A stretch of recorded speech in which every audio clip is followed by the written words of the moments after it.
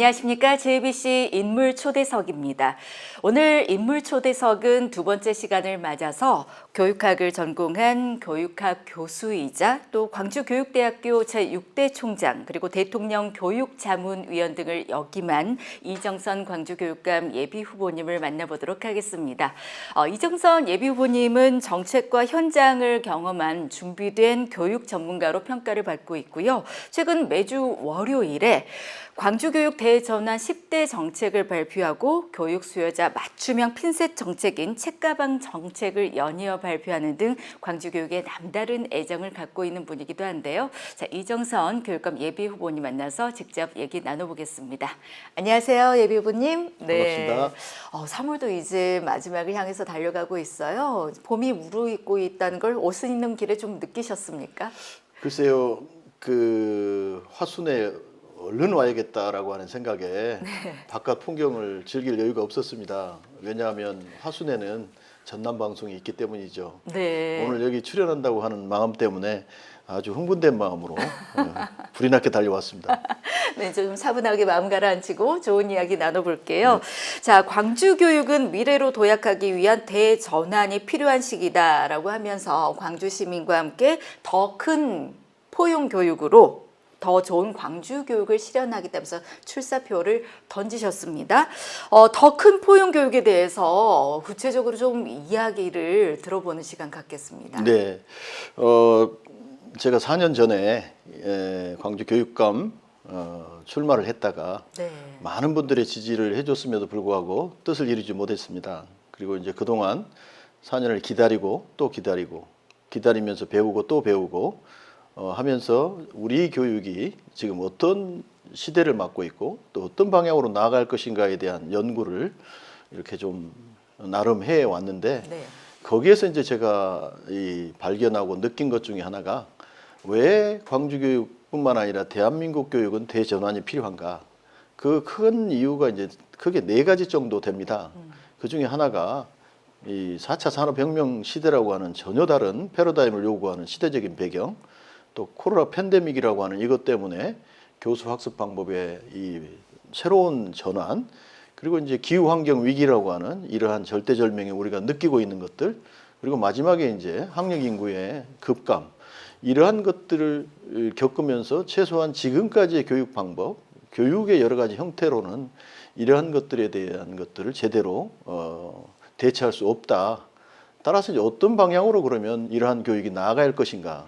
거기에다 특별히 이제 광주라고 하는 지역의 특수성, 여태까지 잘 교육청이 해온 것들도 계승을 해야겠지만 대비가 그동안에 미비했던 미래에 대한 여러 가지 이 교육에 대한 준비랄까 이런 것들을 감안했을 때 잘한 것은 계승하면서도 새로운 것을 또 추가해야 되는 이러한 교육으로 우리가 생각해 볼 수 있는 게 더 큰 포용 교육이다라고 하는 거였고요. 네. 더 큰 포용 교육은 크게 이제 5가지 컨셉으로 구성되어 있습니다. 네. 그 중에 하나가 이제 다양성 교육입니다. 두 번째가 책임 교육, 세 번째가 공정 교육, 네 번째가 미래 교육, 그리고 마지막이 상생 교육이라고 하는 이러한 5가지 컨셉으로 구성이 되어 있는데 다양성 교육이라고 하는 것은 시대가 다양화됐습니다. 네. 학생들의 성공 루트도 다양해졌습니다. 학생들의 기대나 요구 조건도 다양화되어졌습니다. 따라서 이러한 아이들의 다양한 요구를 맞춤형으로 제시해 주기 위해서는 필요한 교육도 맞춤형 다양성 교육일 수밖에 없습니다. 공부를 잘한 아이들에게는 공부로 성공할 수 있도록 그 좋은 한국의 대학뿐만 아니라 해외에 있는 유수의 인류 대학까지도 보내고 또 노벨상도 나올 수 있도록 많은 지원을 해줘야 되고요. 공부하기 싫은 아이에게 억지로 공부시키는 것은 제약이죠. 그럼 그런 아이들에게는 뭐를 해야 되는가? 이 아이들은 가지고 있는 특기와 적성과 그들의 끼를 살려주는 이러한 진로 교육을 해줘야 합니다. 그래서 아이들에 맞는 공부로 성공할 아이들에게는 공부를 하기 싫은 아이들에게는 다른 방법으로 미래 먹거리를 찾아주는 이러한 교육을 우리는 다양성 교육이라고 하고 학생 한 명 한 명에 맞는 이러한 교육을 학생 맞춤형 다양성 교육이다. 이러한 교육을 첫 번째 더 큰 포용 교육이라 이렇게 이야기를 합니다. 네. 두 번째 책임 교육은 학교에서 배움에 필요한 것들을 책임지고 가르쳐줘야 합니다. 다시 말하면 사교육이 필요 없는 학교는 잘 배우고 잘 가르쳐야 합니다. 올바른 품성을 지도할 수 있어야 합니다. 이러한 것들을 책임지고 지도해 주는 것이 곧 학교입니다. 지금 잘 가르치고 잘 배우지 못하기 때문에 광주에 이 많은 부분이 하향 평준화됐습니다. 특별히 실력이 하향 평준화됐습니다. 우리가 올바른 인성을 가르치는 데 있어서 적절하고 올바른 방법을 선택하지 못했기 때문에 아이들이 많은 부분 사회적인 합의에 어긋나는 행동들을 하는 아이들도 더 많아졌습니다. 이러한 것들을 사교육에 의존하지 않고 학교가 책임지고 해줘야 되는 이러한 교육을 하겠다는 거고요. 네. 세 번째, 공정교육은 이제 오늘 우리가 다시 또 이야기를 하게 될 것 같습니다만은 어떻게 하면 그 복지, 교육 복지를 완성하겠다라고 하는 말인데요. 기본적으로 출발선상의 차등, 출발선상의 불평등, 불공정한 것들, 이러한 것들이 학교 교육을 통해서 흔히 말하는 결과의 평등을 이룰 수 있는 방법이 무엇이겠는가? 도움을 필요하거나 소외된 아이들에게는 오히려 역차별을 통해서 더 많이 지원함으로써 이 아이들이 더 올바르게 성장해서 사회 발전에 기여하도록 해주겠다라고 하는 이러한 교육이 이제 공정교육이고요. 네. 네 번째가 이제 미래교육입니다. 디지털 트랜스포메이션의 시대, 4차 산업혁명의 시대. 이러한 시대에는 미래에 맞는 교육을 해줘야 되고 미래가 필요한 역량도 가르쳐줘야 되고 그러한 역량을 가르치기 위해서 필요로 하는 여러 가지 방법들을 활용해야 합니다. 가령 AR이나 VR을 활용한 메타버스 교육, 또 인공지능 AI 교육, 코딩 교육, 뭐 요즘 우리가 많이 활용하고 있는 드론, 이러한 것들과 관련되어진 이러한 교육도 해야 되고 학교의 시설이나 환경도 미래에 맞는 최첨단의 기자재를 활용해서 교육이 일어나야 되고 깨끗한 공기와 바이러스로부터 자유로운 환경도 만들어줘야 되고 이러한 것들을 이 토탈 해줄 수 있는 소위 요즘 나와 있는 최첨단의 기술을 활용할 수 있는 에듀테크를 활용하는 이러한 교육들을 흔히 이제 미래 교육이다 이렇게 이야기할 수 있고요. 마지막에 이제 상생 교육은 더 넓은 교육을 이야기합니다. 교육은 비단 학교에서만 일어나는 것이 아니라 마을에서도 일어나고 그리고 지역사회의 마을 교육 공동체뿐만 아니라 사회교육기관이나 평생교육기관이나 그리고 우리가 이제 일생을 살아가면서 생애 주기상 하나의 직업만 갖는 것이 아니라 여러 개의 직업을 가져야 하기 때문에 교육이라고 하는 것이 내용도 넓어져야 되고 교육이 일어난 장면도 장소도 넓어져야 되고 이러한 것들이 학교만이 이르는 것이 아니라 모든 교육 주체가 함께 해야 한다. 그래서 흔히 아프리카 속담에 이야기하는 것처럼 아이는 마을 사람이 함께 기른다라고 하는 이러한 교육의 개념이 상생교육입니다. 이러한 교육이 이걸 토탈 우리는 더 큰 포용교육이라고 하고 이런 교육을 한번 해보겠다라고 하는 의미로 제가 출사표를 던졌는데 이러한 교육이 광주에서부터 시작해서 광주발 대한민국 교육개혁으로 한번 나아가봤으면 좋겠다. 네. 예, 이런 생각입니다. 시대의 변화에 따라서 정말 이 교육도 바뀌어야 되는데 그 시대에 맞는 이 포용 교육을 아주 체계적으로 잘 구상을 하신 것 같습니다. 매주 공약 발표 릴레이를 펼치고 계세요. 네네. 네, 이번에는 광주 교육이 희망의 사다리가 되도록 보편적 교육 복지를 완성하겠다라는 정책을 제시를 하셨습니다. 이 부분에 대해서도 하실 말씀이 많으실 것 같은데요. 네, 일단 저 개인적으로 보면 네. 저는 뭐 흙수저도 없었습니다. 수저가 없는 사람인데 오늘 제가 여기까지 오는 것은 많은 사람들의 도움이 첫 번째로 많았다라고 하는 거하고 두 번째는 교육이라고 하는 이 희망사다리가 있었기 때문에 여기까지 올 수 있었다. 그래서 이제 저처럼 도움을 필요로 하고 힘들고 어렵고 쉽게 이야기하면 기초생보자 수준에 있는 사람들도 어떻게 하면 양질의 교육을 받게 할 것인가 관련해서 저의 경험을 살려 네. 학교가 또 교육청이 이러한 것들을 도와주면 정말로 개인이 가지고 있는 재능과 끼를 마음껏 발휘할 거고 그러한 재능과 끼가 사회 발전도 기여할 거다. 그걸 하기 위해서 저희가 이제 5가지 정도의 정책을 마련했습니다. 이거를 이야기하니까 처음에 사람들이 좀 놀랐는데요. 네. 너무 퍼주기식 무상교육이 아니냐라고 하는 이러한 거였는데 그 중에 첫 번째가 이제 꿈 드림이 그래가지고 초등학교부터 고등학교 아이들까지 학생 1인당 최대 100만 원까지 지원하겠다라고 하는 공약을 네. 5개 중에 첫 번째입니다. 네. 어떻게 그 재원을 마련할 거냐, 뭐에다 그런 걸 쓸 거냐 이렇게 이제 이야기를 하는데 저의 기본적인 생각은 학교를 보내놓고 들어가는 모든 비용은 학교가 책임져야 된다. 국가가 책임져야 된다라고 생각합니다. 수학여행을 가든 앨범을 만들든 체육복을 사든 아니면 학습 준비물을 사든 입학하는데 가방이 필요하든 학교에서 다쳤을 때 뭐 보험을 들든 이러한 모든 것들은 그러니까 병원을 가건 가방을 사건 학용품을 사건 체험활동을 가건 이러한 모든 비용은 다 부모에 의존할 것이 아니다. 이거는 아이에 상관없이 모두 다 교육에 들어간 비용은 학교가 책임져야 된다. 즉 국가가 책임져야 된다라고 하는 생각을 저는 갖고 있습니다. 네. 지금까지 이 100만 원은 지역 상생 카드로 주는 거고요. 현금 주는 게 아닙니다. 네. 그리고 지금까지 많은 부분 해왔어요. 광주교육청만 하더라도 올해부터 입학 준비물을 입학금, 입학하는데 필요한 준비물을 하기 위해서 25만 원을 준다고 해요. 아, 그래요? 예. 그런데 지금까지 그것만 들어갔는가? 그게 아니라 체험학습비 일부도 들어가 있고요. 수학여행비도 들어가 있고요. 앨범비도 들어가 있습니다. 근데 지금 안 돼 있는 게 뭐가 있는가? 아직도 많이 있는데 그중에 우리가 생활복이라고 하는 거, 네. 교복과 같은 네. 이러한 것들이 굉장히 많이 있는데 이러한 비용들도 추가하겠다. 그리고 지금 우리가 수학여행을 못 갑니다. 코로나로 인해서. 그리고 선생님들이 수학여행을 요즘 2박 3일 학생도 싫어하고 선생님도 싫어하고 학부모도 불편해합니다. 지금 이제 상시 체험활동 체제로 가고 있는데 네. 이러한 것들을 우리가 다른 데로 돌릴 수 있습니다. 학습에 필요한 것들. 이제 이러한 비용들을 활용하면 되는데요. 재원을 어떻게 마련할 거냐? 이 특교로 교육복지비가 내려와 있어요. 그래서 이제 교육복지비가 광주의 경우는 희망교실이라고 하는 비용을 해서 많이 셉니다. 그리고 성과가 없는 사업에 많은 돈들이 들어가고 있습니다. 뿐만 아니라 아까 수학여행비 같은 경우는 거의 쓰지를 못하고 있습니다. 그리고 이제 중복되어진 사업들이 많습니다.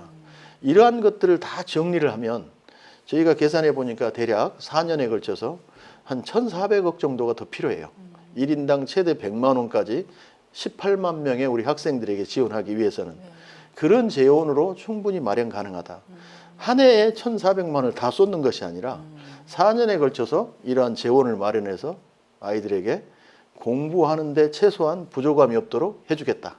이게 저희가 마련한 꿈드림이라고 하는 이러한 지역 상생 카드로 제공하면 예를 들어서 애들이 치과 치료를 해야 한다. 학교에서 이빨이 다쳤을 때 그러면 이 돈으로 아이가 가서 병원에서 치료를 받을 수가 있습니다. 책가방을 산다. 간편복을 산다. 그러면 지역 경제 활성화에도 기여할 수 있을 거다. 그래서 저희가 보편적 복지의 완성 첫 번째가 학생 1인당 최대 100만 원까지 제 임기 내에 지급하는 꿈드림이 정책을 실시하겠다. 이게 첫 번째고요. 네. 두 번째는 이제 방과 후 돌봄을 확대하겠다. 그런데 이제 지역마다 조금씩 돌봄은 다릅니다. 학교에서는 1, 2학년에 방과 후 학교 돌봄이 있고요. 지역 아동센터에서는 또 방과 후 돌봄이 있고요. 그리고 중학생들에게 하는 청소년 관련 센터에서 청소년 수련관이나 이런 데서 하는 이 아이들 돌봄이 있습니다. 그러니까 돌봄이 대략 3개 정도로 나눠져 있어요. 그런데 맞벌이 부부가 점점 늘어나잖아요. 이러한 맞벌이 부부들은 아이들을 돌봄을 받지 않으면 아이들이 어디 가 있을 데가 없어요. 그러니까 부모가 퇴근하기로까지는 어디에선가는 돌봄을 해줘야 돼요. 지역에 따라 조금씩 다른데 학교가 오래 잡고 있으면 좋을 때가 있어요. 반면에 학교가 수용을 못하는 데는 지역 아동센터한테 맡기면 더 좋은 데가 있어요. 그래서 학교하고 지역 아동센터가 연계를 해야 돼요. 지금은 서로 협조가 안 돼요, 유기적으로. 그러다 보니까 연계 협력을 해가지고 학교 중심의 방과 후 돌봄, 학교와 지역사회 연계형의 방과 후 돌봄, 네. 지역사회 중심의 방과 후 돌봄, 여러 형태의 방과 후 돌봄을 연장해가지고 네네. 부모들이 안전하게 아이를 맡길 수 있도록 하는 돌봄을 확대해야 합니다. 1, 2학년만이 아니라 초등학교의 경우는 고학년까지도 이걸 확대해줘야 네네. 가능하다. 그래서 저희가 내놓은 이 보편적 복지의 완성 두 번째는 돌봄을 확대하겠다. 네. 방과 후 돌봄을 확대하겠다라고 하는 거고요. 또 하나 이제 세 번째는 네. 저희가 5가지 이 복지 정책이 있습니다. 세 번째는 방학 중에 네. 그 학기 중에는 아이들이 학교에서 급식을 무상으로 받습니다. 근데 방학 중에는 아이들이 밥 먹을 데가 없어요. 특히 맞벌이 부부는 맞아요. 할아버지 할머니가 집에 와서 챙겨주거나 하지 않으면 밥을 굶습니다. 그러니까 저희는 뭘 하겠는가? 방학 중에도 원하는 아이들이 한해서 학교에서 밥을 주겠다. 원하는 아이들 예, 중에서. 예. 되게 맞벌이 부모들이 이제 아이를 학교로 보내겠죠. 네. 그러면 학교에서 이제 방학 중에라도 밥을 먹고 돌봄도 하고 학교에서도 또 원하는 만큼 아이들이 놀 수 있도록 그러한 걸 해주겠다라고 하는 거고요. 다 원할 것 같은데요. 아, 그럴까요? 제 설명이 너무 길죠? 좀 길죠? 네. 네. 하나의 질문당 5개씩 네, 나오는. 네. 그럼 이제 그 다음에는 간단히 할게요. 네, 네, 네, 네. 네. 네 번째인가요? 네, 네. 네. 그 다음은 어떤 게 있나요? 이제 광주 학생들에게 그 무상 통학, 그러니까 버스하고 지하철을 무상으로 이용하겠다라고 하는 게 우리 준공영제를 그 광주에도 시행하지 않습니까? 지하철 같은 경우는. 네, 네. 그래서 이제 지자체하고 연계하면 이러한 무상 그 통학이 가능하다. 교육화는 또 다른 개념 아닌가요? 그러니까 무상 통학을 해야 되는 이유는 무상 버스나 지하철 이용해야 되는 이유는 일단은 고등학교가 고교 학점제를 운영합니다. 고교 학점제를 운영하면 단위 학교에 개설할 수 없는 교과목은 거점형으로 이렇게 만들어서 다른 학교로 예컨대 금요일 오후 같으면 내가 원하는 과목을 다른 학교에서 개설하고 있으면 그 학교로 이동을 해야 합니다. 네. 그랬을 때 이 아이들이 택시를 타고 가는 것이 아니라 자기 돈 내고 가는 것이 아니라 무상 버스를 이용하거나 무상 지하철을 이용하도록 하자는 거죠. 네. 하나 더 있나요? 네, 마지막은 이제 3대 무상 시리즈인데요. 네. 초등학생들은 무상 급식을 그리고 중등 아이들에게는 아까 무상 생활복을 네. 그리고 이 시내버스, 지하철 무상 이 대중교통 이용 이러한 것들을 우리는 이제 3대 무상 시리즈라고 합니다. 네. 뭐 그냥 어떻게 더 포용적으로 아이들을 위해 교육 지원을 할지 듣다 보니까 정말 끝이 없는 것 같고요. 조금 전에 말씀하셨던 학교와 지역을 연계한 돌봄 이 부분에 대해서 한 가지 더 이제 짚고 넘어간다면 이제 퇴직한 교사들이 또 일자리 창출 차원에서 이 지역 교육으로 아이들의 그 돌봄을 함께 관여를 해보는 건 어떨까? 마을 공동체 돌봄 교육에 관해서는 어떻게 생각을 하신가요? 이제 돌봄이 아까 세 군데서 한다라고 이 얘기를 했는데요. 네. 실제로 학교에서는 돌봄에 대해서 선생님들이 본인들이 담당해야 할 업무가 아니다. 그래서 돌봄 업무에 대해서는 상당히 기피를 합니다. 네. 돌봄뿐만 아니라 방과 후에 대해서도 기피를 하고요. 그리고 이제 학교 폭력과 관련해서도 기피를 하고요. 교육 복지와 관련해서도 기피를 합니다. 그래서 선생님들에게는 업무를 경감시켜줘야 되는 이 분야에 그러한 그 과제가 있고요. 그리고 이제 아이들에게는 양질의 돌봄을 해줘야 되는 이러한 또 이 한 측면이 있고요.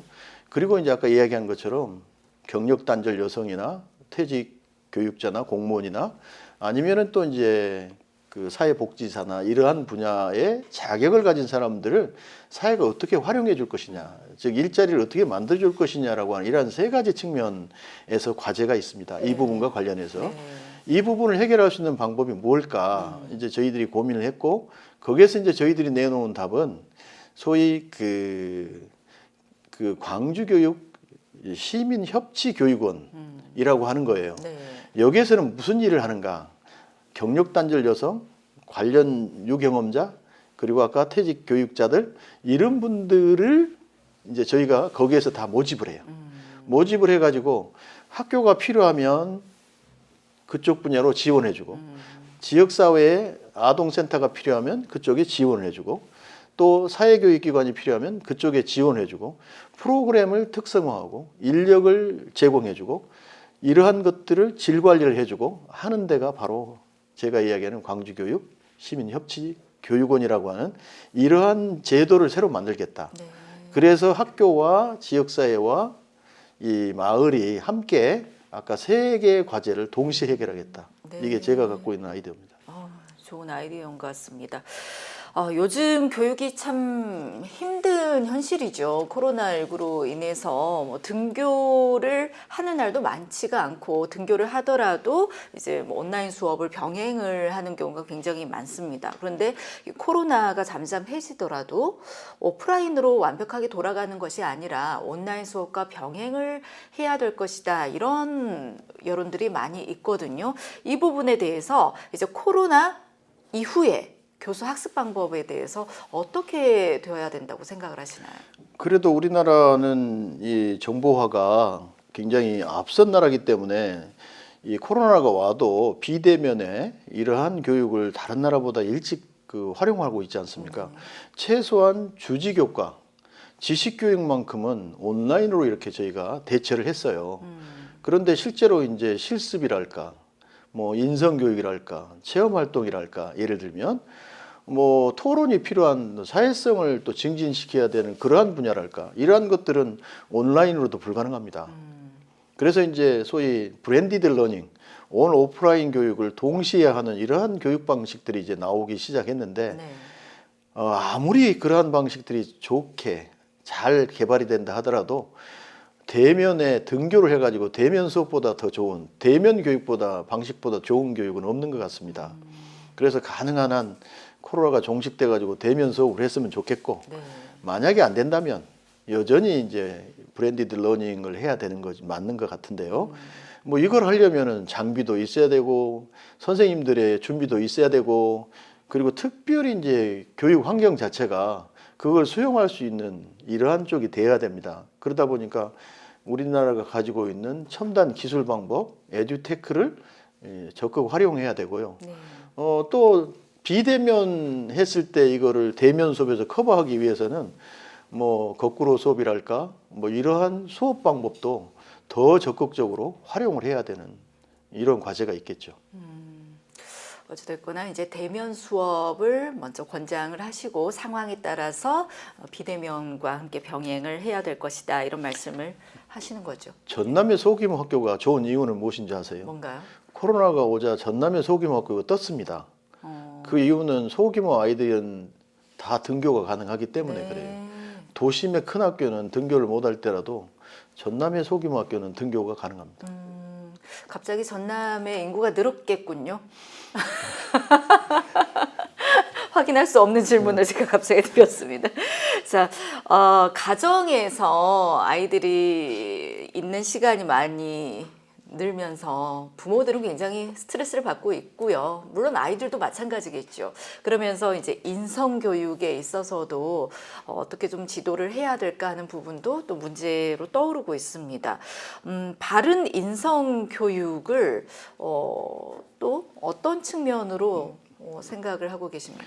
코로나가 오기 전에도 사실 인성교육은 굉장히 큰 학교 교육의 과제였잖아요. 근데 코로나가 오니까 인성교육이 더 큰 화두가 됐습니다. 네. 뭐 흔히 우리가 남편과 부부 사이에도 부부 사이에도 남편이 직장을 안 나가고 삼식이를 하고 있으면 둘 사이에 굉장히 스트레스가 올라가 가지고 네.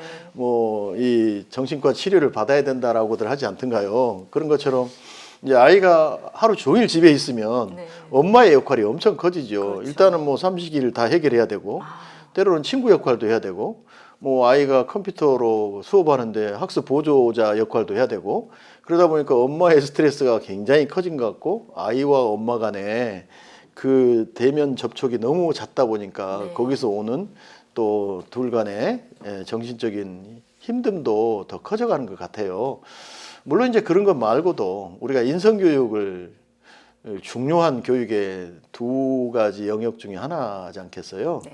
인성교육을 어떻게 할 것인가, 코로나 시대에는 더더군다나 이제 인성교육 전문가들이 더 잘 아시겠습니다만은 기본적으로 에너지를 발산해 가지고 그 여러 가지 어려움을 극복해 주는 방법이 있을 것 같고, 또 마음 수련, 마음 챙김과 같은 이러한 방법을 통해서 또 해주는 방법도 있을 것 같고 그런 것 같아요. 일단은 뭐 적극적인 체육 활동, 또 체험 활동, 몸으로 하는 여러 가지 활동들 이러한 것들은 에너지를 발산해 가지고 아이의 평정을 되찾아주는 방법. 뭐 우리가 차를 마시거나 명상을 하거나 아니면 요가를 하거나 이러한 것들은 또 좀 이러한 것들을 억누르면서 해볼 수 있는 그러한 그 어려움을 극복하는 방법이 되어질 것 같은데요. 저는 지금까지 해보니까 저도 뭐 요가도 하고 명상도 하고 뭐 국선도 하고 많이 또 해보고 또 체험 활동이나 또 여러 체육 활동도 많이 해보고 또 평온을 찾기 위해서 독서 활동도 해보고 뭐 종교적인 활동도 많이 해봅니다만은 제일 최고의 인성교육 방법은 봉사라고 봅니다. 그 중에서도 몸으로 하는 봉사활동이 가장 나의 마음 텃밭을 잘 가꾸어줬고 내가 사람답게 사는 것이 무엇인가를 깨닫게 해줬던 방법이 몸으로 하는 봉사다. 그래서 정말로 어려운 사람들, 도움을 필요한 사람들을 위해서 내가 무언가를 해줄 수 있을 때 그때가 가장 나의 사람다움을 찾을 수 있지 않았는가 싶어요. 특별히 저는 저장강박증 어르신들이 쓰레기를 산더미처럼 쌓아놓은 집에 가가지고 뭐 이틀도 치워봤습니다.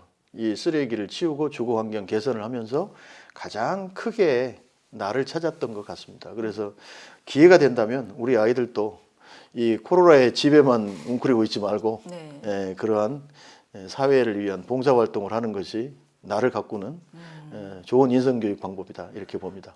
지금 코로나로 뭐 바깥 봉사활동을 할 수 없어서 가정 내에서 봉사활동을 좀 많이 해야 될 텐데요. 부모님을 돕는다든지 심부름 많이 하고. 뭐 청소도 해주면 더욱 좋겠습니다.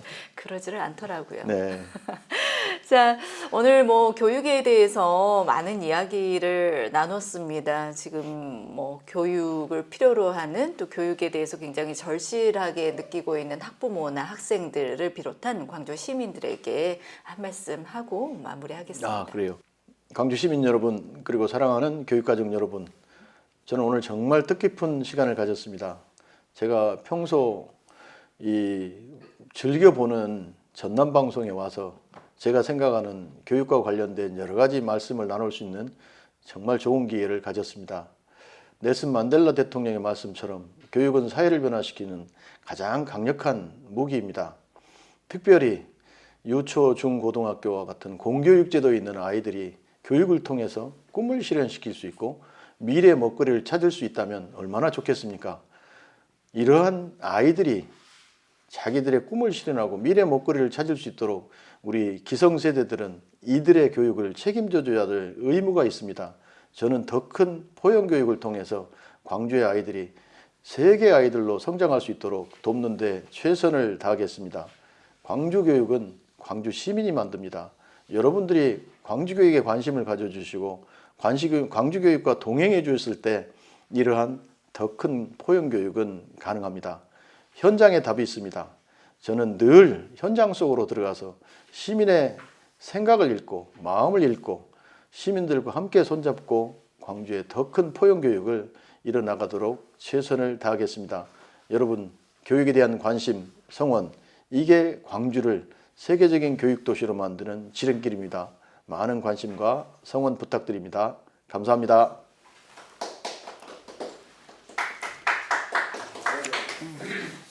너무 딱딱하고 재미없었어요. 네, 광주 정신을 교육에 담아서 우리 아이들을 정의롭고 깨어있는 민주시민으로 키워내고 민주인권 평화를 더 꽃피울 수 있도록 노력하겠다며 더 큰 포용 교육에 대해서 이야기 나눠주셨습니다. 광주시 교육감 이정선 예비후보와 함께 귀한 이야기 나눠봤는데요. 오늘 JBC 인물초대석은 여기서 마무리하도록 하겠습니다. 함께 시청해주신 여러분 고맙습니다.